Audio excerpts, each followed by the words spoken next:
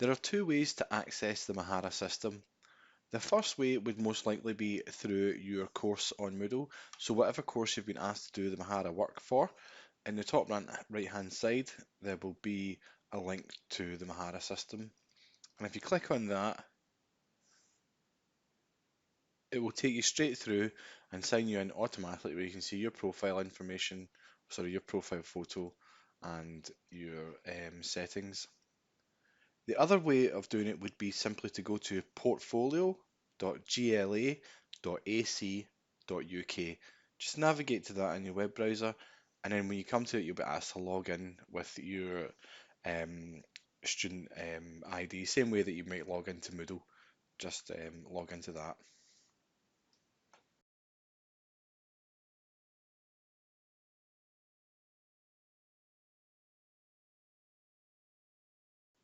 When you access Mahara, you will be first taken to the dashboard, and in here you can see that you've got options to create, to share, and engage. But it's unlikely that you'll use these that often from the dashboard page. You can access the dashboard page from the menu up here by clicking on dashboard. But you'll see here that those options to create, share and engage are also represented here.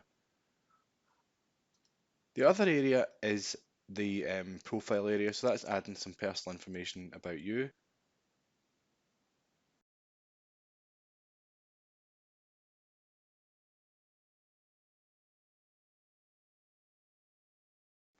The next section is really about editing your profile information and your profile picture.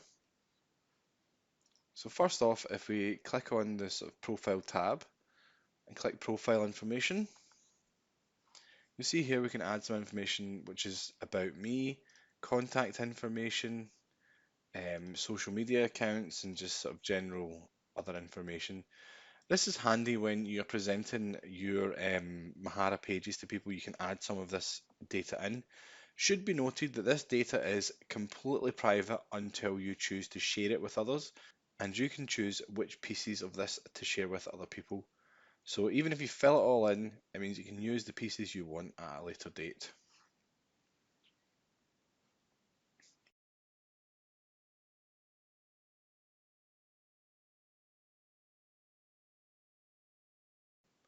Next up is profile pictures, where if you click on the menu and go to profile pictures, you'll have an option to choose a picture if you have some already uploaded, but then you can upload a new picture. Simply to do that, you would choose a file and find a picture from your computer and upload it, give it a title. Um, I've given these professional, personal, fun. You can then choose which one you would like to be your default picture, and that will appear in your profile area throughout Mahara. You can change which picture you're using as you start to create pages. You can choose which picture you wish to display on that page.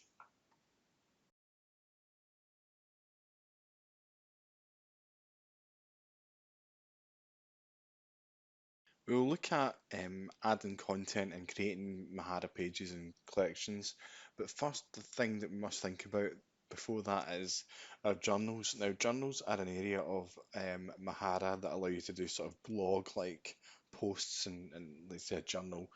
Um, the first thing you want to do with journals though is to ensure that you have multiple journals enabled. So if you click on your profile picture, go to settings and preferences. And you see in there you have lots of different settings, but the one we're excited to use is the multiple journals. So if we look at that and make sure that's set to yes, scroll to the bottom and hit save.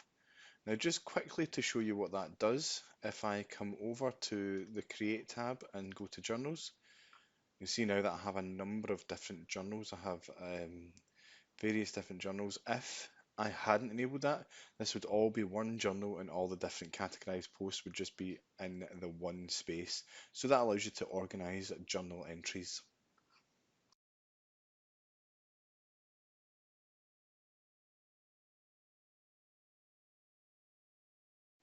Now we're going to look at adding content to the Mahara system. Well, As you've seen from the menu is where you will add any of the content, and it's usually under the Create tab. Um, there's a lot of different content under there. There's pages and collections.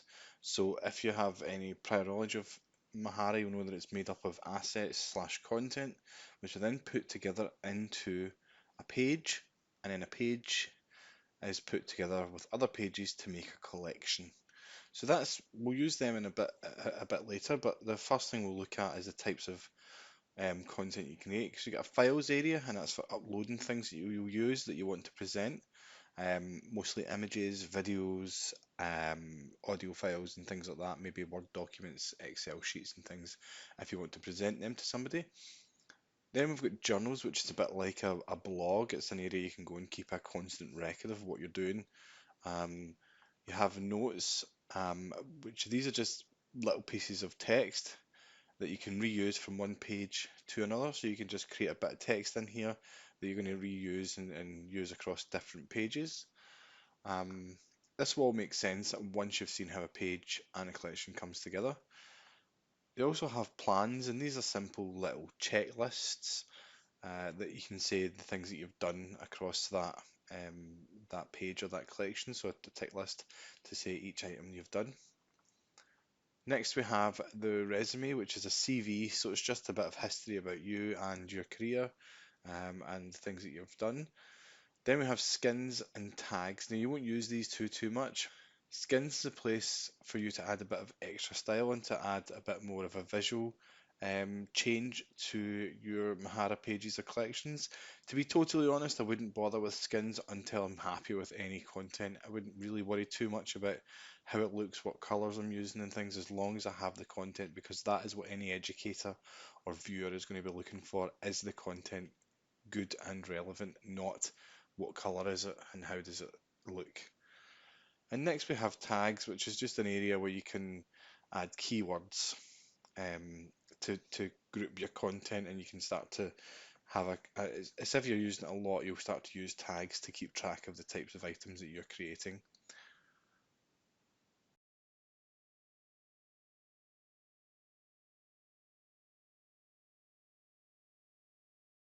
But next we'll look at creating journals. So if I was to come into the create section from the menu and go to journals, you'll see here I already have quite a number of journals. But just to show you, if I create a new journal and give it a name, and then here I can give it a description. Nobody sees that description other than you, it's just for you to keep track of it. And this is the thing, so you can add tags, which you can say what the content of that journal is. Um,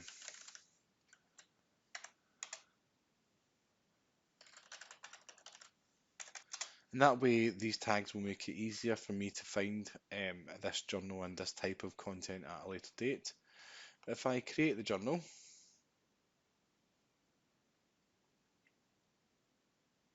you'll see now that it appears here. And I can create a new entry direct from here.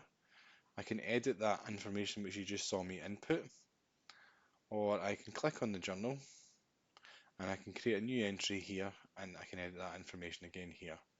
So if I create a new entry and I give it a title, and then I can place in some text to start to write my journal entry, and I can format it using some of the tools here. I can add links, I can insert images, but it's also worthwhile noting that there's a little drop down arrow which gives you a few more options in terms of formatting. So I could do headings, but I can choose a heading style that already exists, and that's great for accessibility with screen readers. And I can also insert images.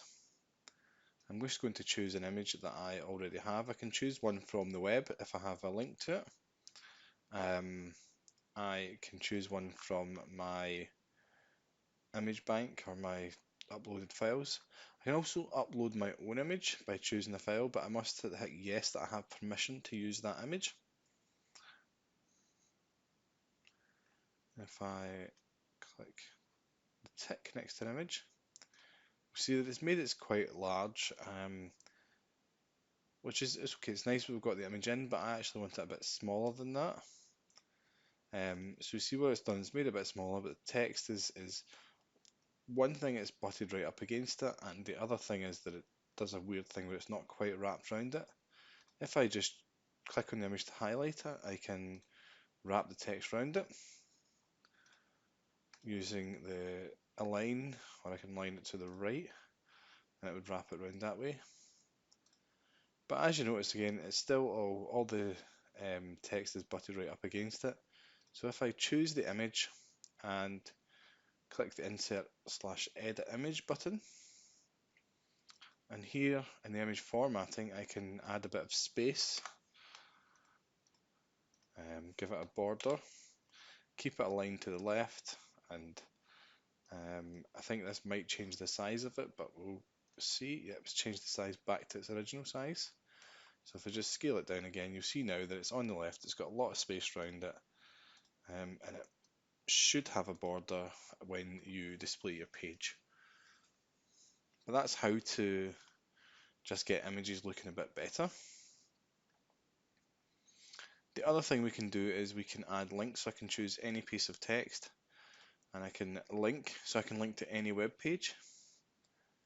I can then actually link to any page within my Mahara system. So I can choose any of these pages or collections to link to. I can say I want that to open in the same page or in a new window. I would recommend a new window, which means that your viewer is going to come back right to where they were when they closed that window. That's how to add links.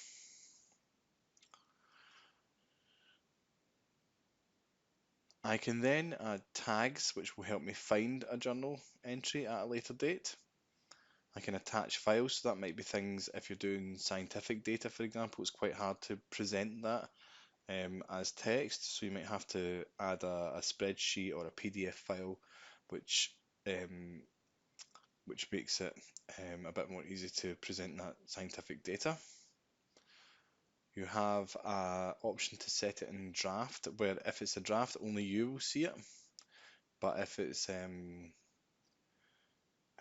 not a draft, anybody that you have granted permission to will see your entry. So it's up to you if it's a draft or not. And you really want to allow comments, because the big part of this system is that people can view it and comment on your work. So we save that now. We'll see we now have a journal entry with an image and a link, which will link out to another page. And that's quite handy to know. So that's journals.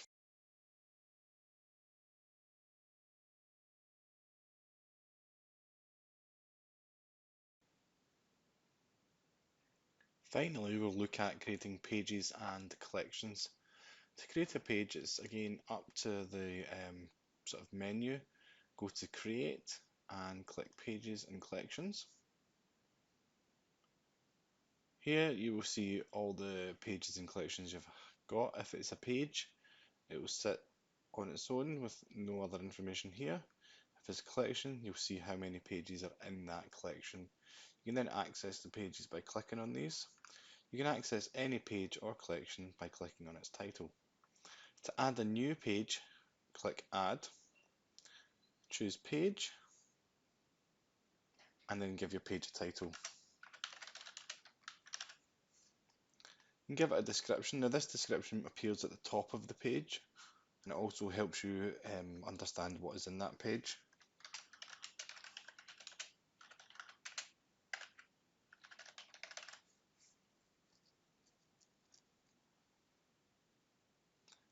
Again, you can add tags into them to give you a better idea of what's in it and to help you find it if you have lots of content. The next part is the advanced section. Now, there's nothing really that you need to concern yourself with in here, but the most important thing is how you want your name to be displayed on the page. It can be displayed as your student ID number or in various different types of ways. You can also then, which is the most important part, is choose your layout. So at this point, these will make sense in a second, but you have one row with different width of columns, or you could have it just one big area. You could do 2 rows, 3 rows, and then there's a way to create your custom. You can change how many columns you have, what the width of each column is. Then you can add another row. It's up to you if that's what you want to do, but I'm going to, for this example, just stick with a basic 2-column layout with one row. And if I just hit save, now the skins, we're not using any skins at this second, so we can ignore that. I can hit save. And it takes us to what looks like a blank page until I start to add content. So I can add an image by either dragging it across, and you'll see we have the 2 areas that we can drag it to. And in this case, I'll just choose another image. I can change different properties of that image. The retractable just means that I can collapse that area, much like this. That's retractable. So I can collapse that area. I like to keep that to no, so that makes sure that anybody viewing this does see that content, it isn't retracted. And that's put the image in. I can go back and change that. And remember, I can always change the title of this and call it the Mary Celeste. Hit save, and you'll see now it's reflected over here. I can add content also by simply clicking on this and telling it which column to put it in and where to put it in that column. I'll put it right at the top. If there was other content in there, I could put it at the bottom, but put it at the top. Add, and it's giving me text.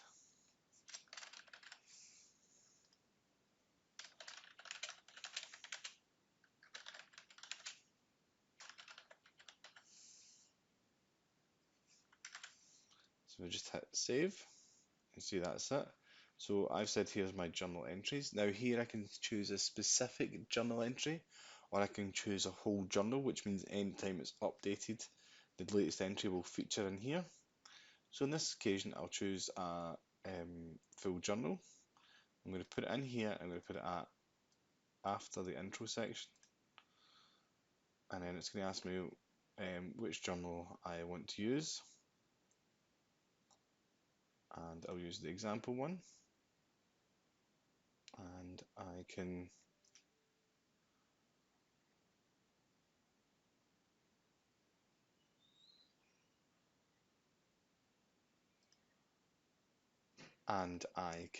choose how many entries we see per page. I can say others will get their own copy of this journal. That's particularly good if your lecturer is looking for a copy of it at a later date, so I'll just enable that and hit save, and they see now that it's got my journal in here. So that's how to create a page, and I can use a number of different content types. So just another quick example, I will show you media, and I'll add embed media.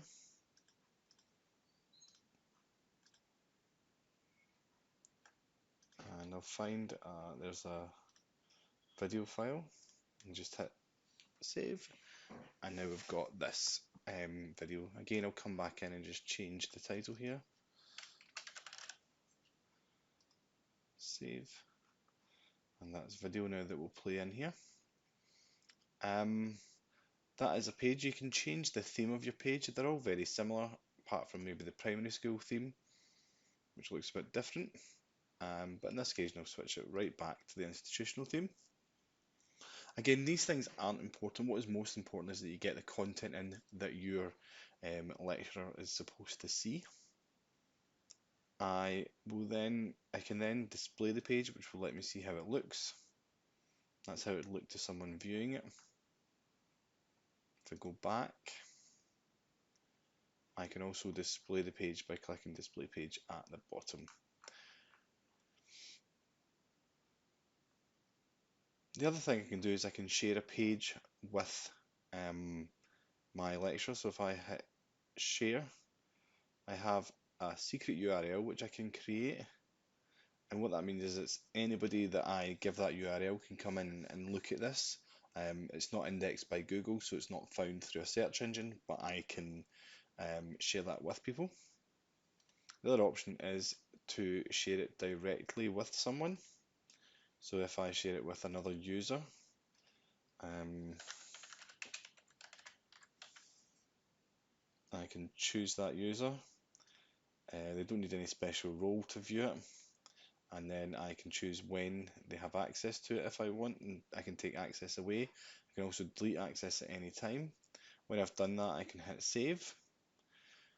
And the last thing about sharing is that um, I can also allow them to copy that. So if I want them to um, take a copy with a later date, I can also say that I can still have access to the copies that are made, which is quite good to see what people might be doing with my work if they're altering it in any way. But when I'm happy with that, I hit save. But on this occasion, I'm just going to hit cancel because I don't want to give people permission to it. And it'll take me back to the pages and collections. Now, the other thing I can do, as I said, I can create a collection, which is a bundle of pages put together.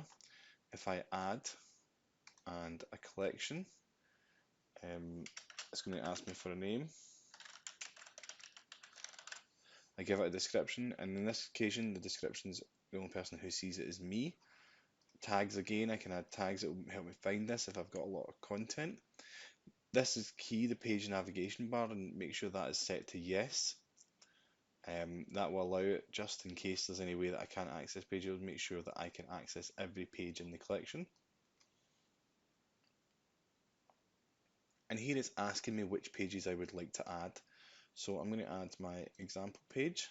I can do it by ticking this and then add, or I can do it by choosing a page and just dragging it across.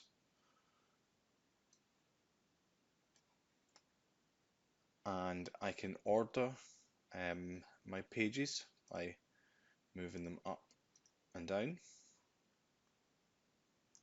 And if I hit done, we now have this example collection. I can click on that to view it. You'll see I've got my navigation at the top now to go through each page.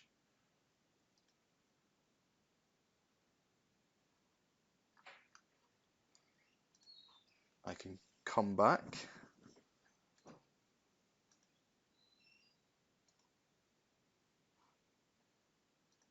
I can edit my collection or manage it again. So I can change the pages, sorry, the page order. I can edit it, which means I can change the information, what it's called. The other option is any page or collection, as you've seen before with managing the access and sharing it. I can manage the access and I can share it to any user or group and various different things like that. So it's worth being aware of that.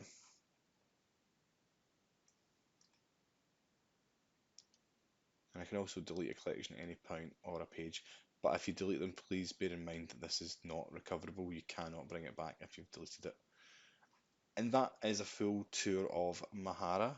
So I hope that helps. But if you have any questions, there is the Moodle page to add questions to. And you can get in contact with me directly. That's John Maguire. Maguire is Maguire. And it's john.maguire@glasgow.ac.uk.